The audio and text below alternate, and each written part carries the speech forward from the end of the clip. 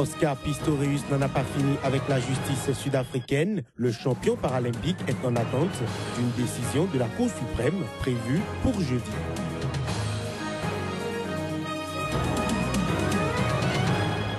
Au Bénin, la plateforme Phoenix, regroupant plus d'une vingtaine d'associations et de partis politiques, soutient la candidature de l'opérateur économique Sébastien Germain à Javon.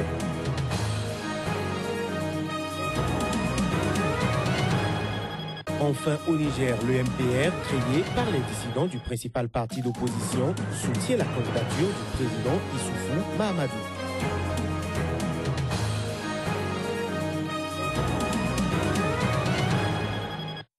C'était là le sommaire de cette édition. Bonjour, bienvenue à toutes et à tous.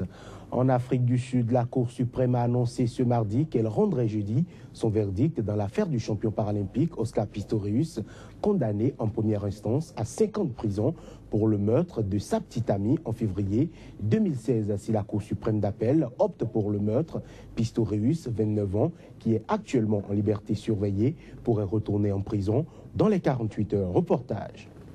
La Cour suprême d'appel sud-africaine a annoncé mardi qu'elle rendrait jeudi son verdict dans l'affaire du champion paralympique Oscar Pistorius, condamné en première instance à 5 ans de prison pour avoir tué sa compagne. Le parquet avait fait appel de la condamnation de l'athlète pour homicide involontaire dans la perspective d'une peine plus sévère. Il tente d'obtenir une condamnation pour meurtre ou homicide involontaire, un crime passible d'au moins 15 ans de prison. S'il est reconnu coupable de meurtre, Pistorius, qui est actuellement en liberté surveillée, retournera donc derrière les barreaux. Mais en attendant jeudi, le département des services correctionnels du pays a invité la presse mardi à visiter la cellule où Oscar Pistorius était détenu pendant 1 an. Nous avons dû l'incarcérer de façon humaine, tout comme les autres délinquants. C'est notre cœur de métier, une détention en toute sécurité et la réinsertion des détenus.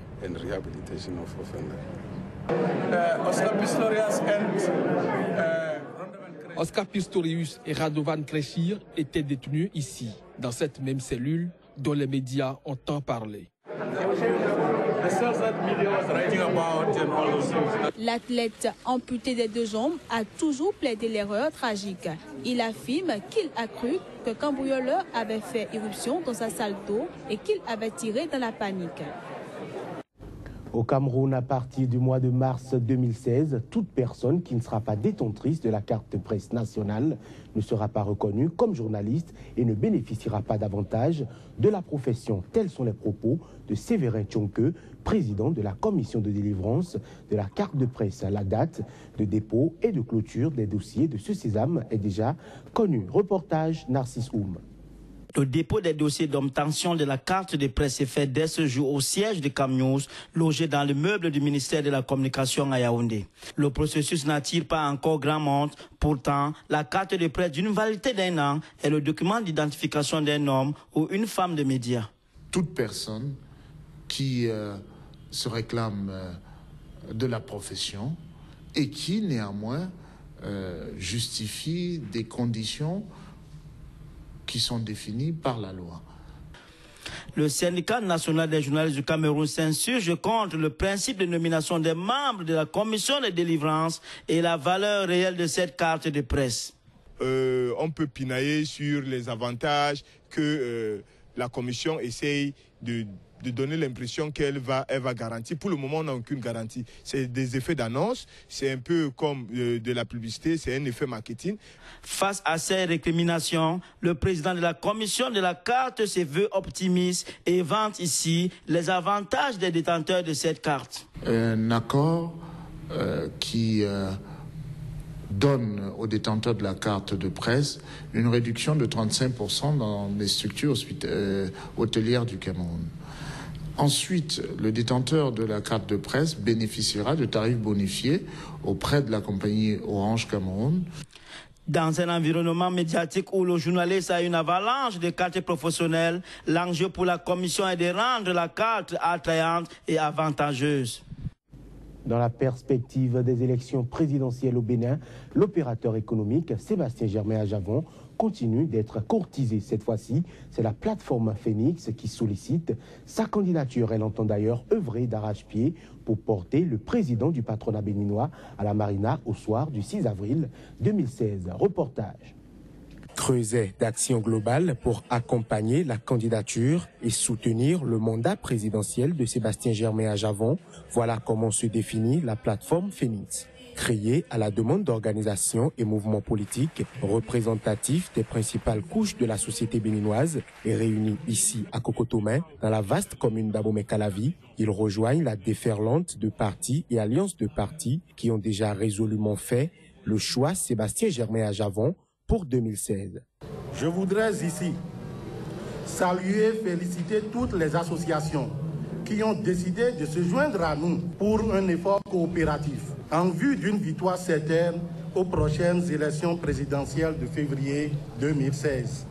Un choix qui ne doit rien au hasard. Pour la plateforme Phoenix, le Bénin est une entreprise familiale et qui, mieux que le patron des entreprises au Bénin, pour diriger cette famille? Chacun de nous ici présents a dans sa famille, dans sa rue, dans sa communauté, des demandeurs d'emploi. Nous apportons notre soutien inconditionnel à Sébastien Adjavon, de façon à ce que ce monsieur puisse avoir la possibilité de mettre au profit de notre pays l'espérance acquise depuis bien des années, l'expertise dont il est détenteur, le leadership qu'il a amené à se distinguer, à ne pas se confondre dans certaines situations du pays. C'est un homme que nous avons observé, nous avons trouvé qu'effectivement il est intact. Je voudrais dire qu'il est intègre.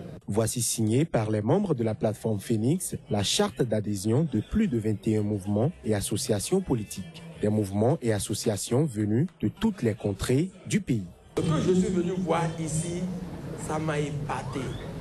Ça m'a épaté parce que des gens libres qui se sont engagés eux-mêmes sans contrainte à accompagner un homme, vraiment c'est extraordinaire. À 3 mois de la présidentielle, l'homme d'affaires est appelé à répondre à l'appel de nombreux citoyens qui placent leur espoir en lui. Les meetings du genre sont organisés dans tout le pays. La fièvre Sébastien Germain à Javon gagne du terrain au fil des semaines.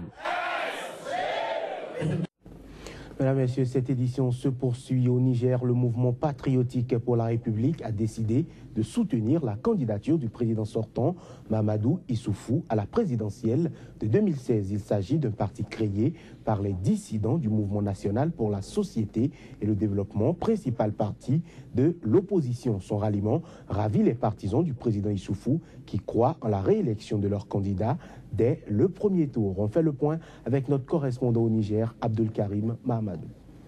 Albadé Abouba et ses camarades viennent de tenir le premier congrès statutaire de la formation politique qu'ils ont créé, le Mouvement patriotique pour la République, un parti dont les bases ont été jetées il y a 46 jours et qui s'est déjà implanté sur l'ensemble du territoire national. Malgré l'expérience de ses animateurs, le parti a décidé de ne pas briguer la présidentielle de 2016. Dans une des résolutions adoptées à l'issue du congrès, le Mouvement patriotique pour la République a décidé de soutenir la candidature du président de la République, Issoufou Mahamadou, qui brigue un second mandat dès le premier tour. Accepte à l'unanimité des délégués de soutenir la candidature du président Issoufou Mahamadou aux élections présidentielles dès le premier tour. Pour le président du parti, Albadé Abouba, les raisons d'une telle décision s'expliquent d'une part par les actions du président de la République, la consolidation de la paix et de l'unité nationale. D'autre part, le parti est jeune. Il ira donc seulement aux législatives locales, municipales et régionales. Nous nous sommes engagés aux côtés du président de la République sur la base des arguments bien précis que je ne vais pas revenir encore vous rabâcher en ce moment. Donc ces arguments demeurent. Est-ce que si nous sommes conséquents avec nous-mêmes, nous allons nous engager dans une compétition contre le président de la République auquel nous avons prétendu apporter notre soutien pour garantir la stabilité des institutions? Est-ce que vous pensez que ça, c'est politique et responsable? C'est un boulevard tout tracé pour le président de la République. Avec cette adhésion, le Parti nigérien pour la démocratie et le socialisme espère obtenir la réélection de son candidat dès le premier tour, comme en Guinée et en Côte d'Ivoire. Avec le soutien d'un parti comme Jamhouria, tout le monde sait, et s'ils ont tiré avec le MNSD, c'est parce que probablement l'un ne peut pas dire qu'il est plus fort que l'autre. Vous avez vu toutes les sommités qui sont à la tête de ce parti, avec l'adhésion de la NDP, avec l'adhésion d'autres partis qui les ont précédés et peut-être d'autres encore qui vont venir. Nous sommes dans une bonne position pour faire élire Issoufou dès le premier tour. La semaine dernière déjà, le président Issoufou Mahamadou a bénéficié d'un autre soutien de taille, celui de l'Alliance nigérienne pour la démocratie et le progrès, ANDP Zamalahia. Direction le Burkina Faso qui a un nouveau président. Il s'agit de Roch-Marc Christian Kaboré, élu à l'issue du scrutin de dimanche dernier. Comment est-ce que les Burkinabés apprécient-ils ces victoires? Suivons-les dans cet élément. La victoire et puis la réconciliation, c'est ça aussi. C'est l'essentiel. Pour qu'il y ait la paix, pour qu'il y ait l'entente. Notre pays, là, bon, il va développer ça. Bon, va être changé. Ça ne peut pas être comme avant là. Bon, donc sûrement, tellement, bon, moi je suis content. C'est la couleur de la victoire comme ça, l'orage, la couleur de la victoire. Le tonton Roch-Marc Christian a gagné. On est fiers, on le soutient, on l'encourage. On est avec lui jusqu'à demain. L'immigration internationale et le capital humain constituent une thématique phare pour les questions de population, notamment en Afrique. Il est ici question de relever comment les déplacements des peuples impactent le niveau d'instruction, le niveau de scolarisation. En ligne de mire, les enfants comme première victime. Suivant les précisions de Astayam Yaouba, elle est démographe et intervient au micro de Claire Stéphane Sacramento. Au Cameroun, ces dernières années, beaucoup d'efforts sont faits pour limiter les inégalités d'accès à l'école chez les enfants de l'école primaire.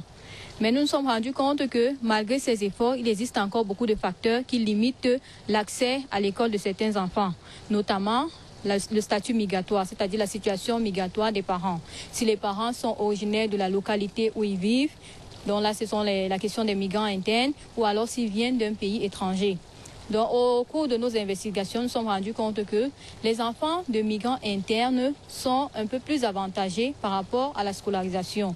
Ce résultat peut se comprendre parce que parmi les migrants internes se trouvent des personnes qui se déplacent pour des raisons administratives. Donc, leurs dispositions, leurs chances, leurs atouts et même leurs aspirations sont élevées. Par contre, les enfants de migrants internationaux, c'est-à-dire les personnes qui se déplacent d'un autre pays pour venir au Cameroun, nous avons constaté que ces enfants-là sont les plus défavorisés sur le plan scolaire. Cela se manifeste par des abandons scolaires ou alors carrément une non-scolarisation, donc des enfants qui ne vont pas à l'école ou alors des enfants qui vont à l'école mais qui ne poursuivent pas leurs études. Donc il y a beaucoup de personnes au Cameroun qui sont d'origine rwandaise et burundaise qui ont fui leur pays. Mais ces dernières années, on compte également de nombreux réfugiés qui viennent de la République centrafricaine. Dans les villages frontaliers avec le Nigeria, que ce soit du côté du nord Cameroun ou de l'extrême nord ou alors du côté du sud-ouest du Cameroun, il y a de fortes populations venues du Nigeria qui s'y sont installés de façon durable ou alors de façon permanente. Donc parfois ils sont en situation de transit, parfois ils sont déjà installés depuis des années. Donc les populations, je pense, essayent de les aider autant qu'ils peuvent, et également les pouvoirs publics et même les bailleurs de fonds par le biais du HCR et d'autres organismes qui œuvrent dans ce sens. Ce sera donc tout pour cette édition. Merci de nous avoir suivis.